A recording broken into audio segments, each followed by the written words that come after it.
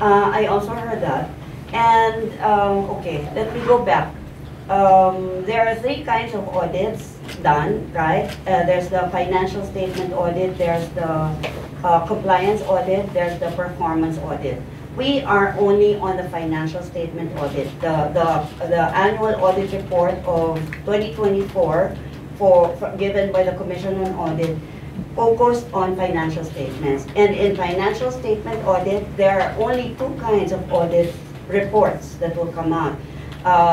Only two kinds of opinions. That's the unmodified audit opinion and the modified audit opinion. It can be, I think it can be interchanged with qualified and unqualified. Some other auditors use that.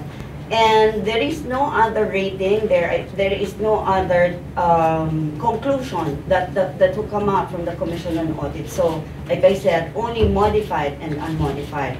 So, in the unmodified opinion that the Office of the Vice President has been receiving since year 2022, it means that it says that the Office of the Vice President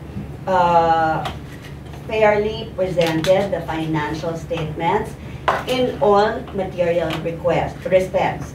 And there is no misstatement whatsoever in such presentation.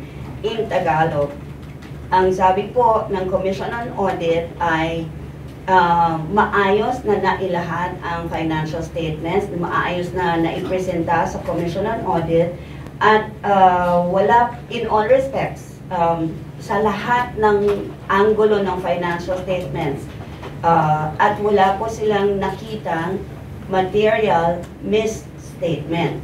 Ibig sabihin po, ang Tagalog ng misstatement, maling pagkakasulat or maling data or maling information na naibigay. So, however way anyone will make a conclusion on that statement given by the Commission on Audit, iisa lang po pa rin ang ibig sabihin, na wala pong mali, walang misstatement na binigay, tama ang pagpresenta ng financial statement na supported by all the documents that we submitted. Okay.